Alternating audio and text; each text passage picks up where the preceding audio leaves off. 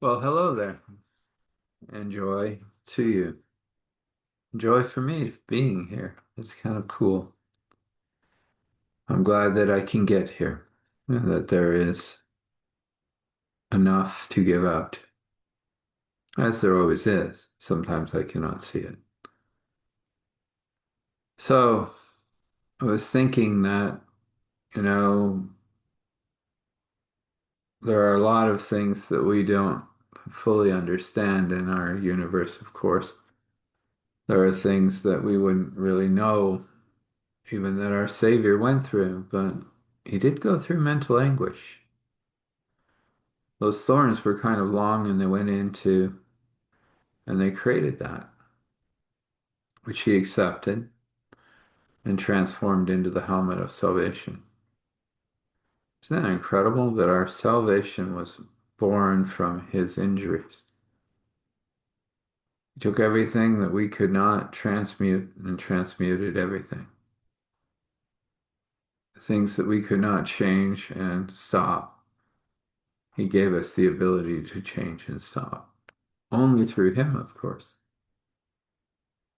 Well, I'll just call that God has been every place. Christ went everywhere. We'll call it Christ went everywhere. So if you wish to get a hold of me, it's Eric at starthealing.me, Eric at starthealing.me, Eric at starthealing.me. And you just send me an email. I'll send you one back and it'll have a link. You click that link, you book in, and we'll see if I'm part of your healing puzzle. Look forward to that.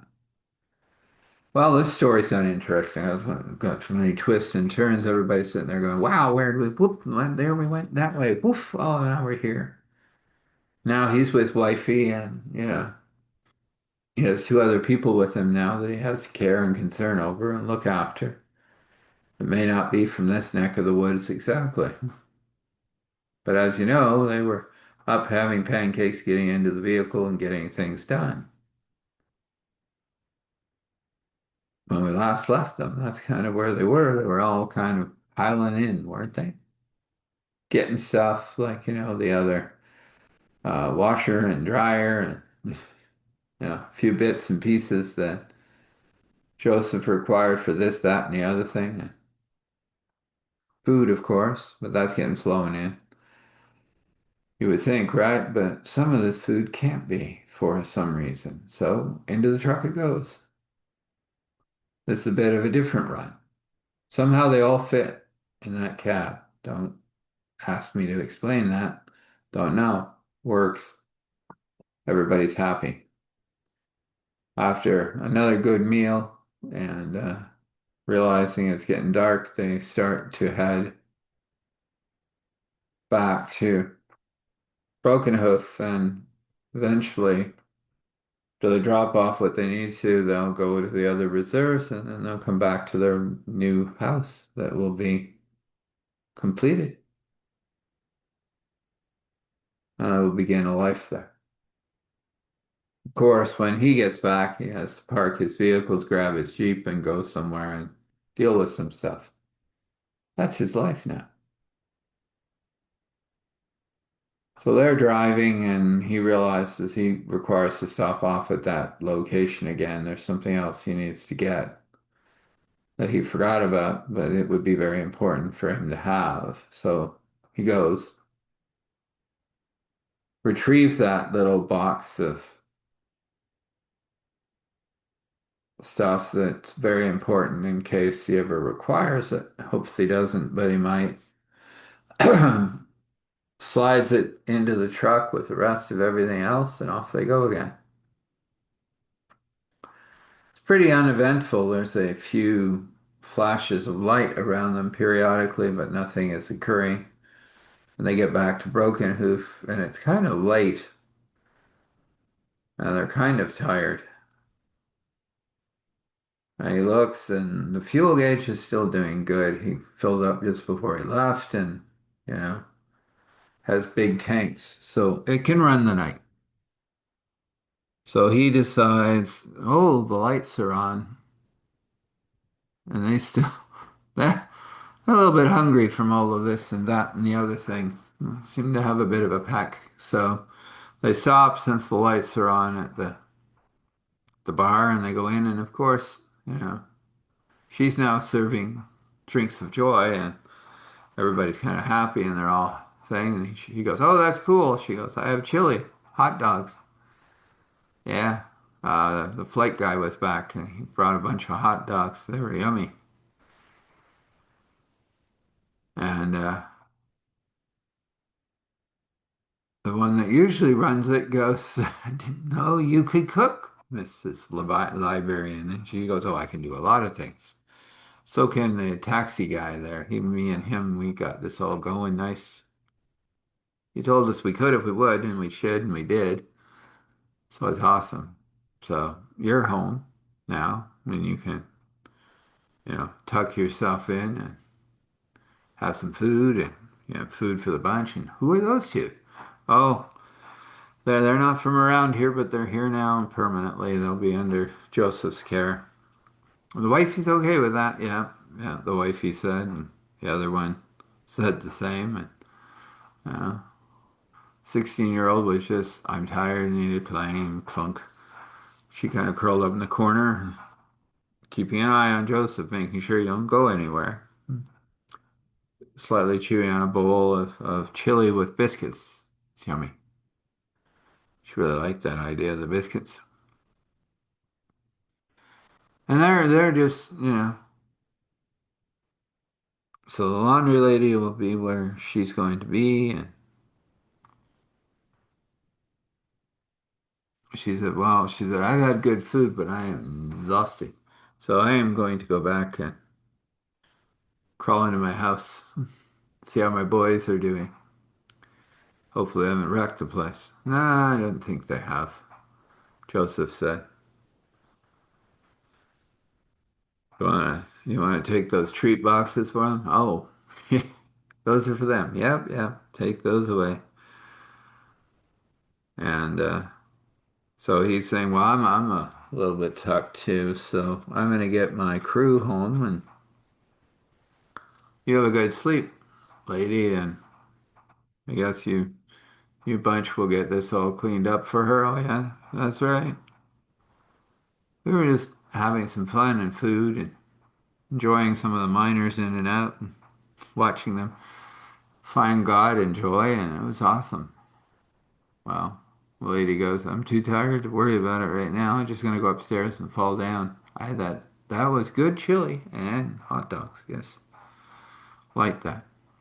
She stumbles upstairs and Joseph notices that she's wobbling and he just runs up and goes under and he said, "Come on, miss." And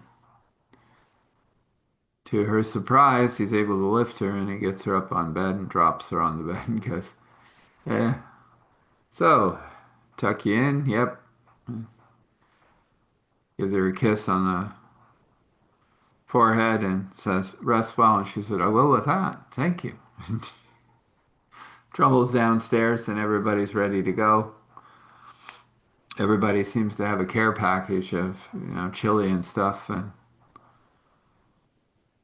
he said, "The only thing we have to drop off here." And the guys go, "Oh, that's all right. We were out there while you were upstairs. And we got everything out for the ma'am here and she's all set up." And we also moved stuff around, got the washer and dryer out, and it's up at the washer and dryer place. Yeah. The laundromat. We are pretty quick when it comes to it. He goes, "Well, I was up there a few minutes." "Yes, I guess so." He said, "I might have fell asleep against the wall." "That might have happened," they said.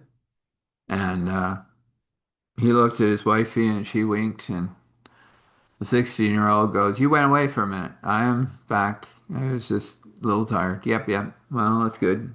Are we ready to go?" Apparently, everything's out of the truck somehow, some way. It doesn't belong there. So next stop is house. We'll leave her running, and then next morning I have to take that stuff up to the two reserve sites and then bring that truck back. 16-year-old goes, "I go with you." "Oh, I knew you would." Wifey said, "Well, I'm going to stay and go up to the laundry and I don't know what these two were doing. And they said, well, we'll, we wish to be useful. We don't know exactly how to do laundry, but we can learn. Oh, good. More crew. We're going to need them. I bet you that's all stuffed up. Yes, I imagine so.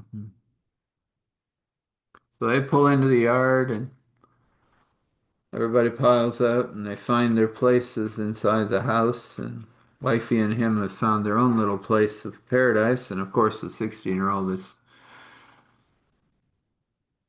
so tired that he had carried her in, put her on her bed, and said, "You're gonna be okay in here?" And she said, "Turn on pretty music." So he did. He turned on some beautiful worship music that was just no vocals, just music. And there she was like, "Eh." And so he got upstairs to his wifey and he was very happy. It had been a long day, a lot of things going on. Got those girls tucked into their own rooms and they're happy in there. A lot better than what they were looking at, I suppose. And I got them situated and tucked in and they're happy. And I'm back to wifey. Wifey goes, I could use a cuddle. Well, you get all that chili put away and everything. Oh yeah, it's put away. Not a problem. I figure out how this works eventually. We have stuff that works on ways that doesn't usually work that way, right? Yeah, yeah. You'll figure it all out. But in the morning, we cuddle into each other and fall asleep. We're gonna leave it there. Maybe a little shorter than before. Maybe not. But anyway, you require a blessing. We're just going to say joy covers everything. Peace overflows everything and is unexplainable. And everything else that brush wishes to paint by God, that's what's going to happen for you. If you will, if you wish, and according to God's will and wish, this can be. We come before you, Father, and it's another mundane day in the story time, isn't it? Just things happening, things being looked after. Some more deliveries to do, some things to finish off, but it's been a good day. And we have those good days once in a while, sometimes many good days in a row, and we can be rejoice and be glad that God has created that day for us, whatever it is, however it operates, whatever happens in it. Doesn't matter, because God is God. And we thank you for it. And we say grace and mercy, courage and strength for us. And we say thankful, grateful, gratitude, thankful, grateful, gratitude, thankful, grateful, gratitude. Standing in awe and honor and respect, allowing all glory to flow. Father, Spirit, Son. This is, and so this is. So you be blessed. When you rest, rest well. When you wake, wake well. And know that your path is well lit by God. Blessings.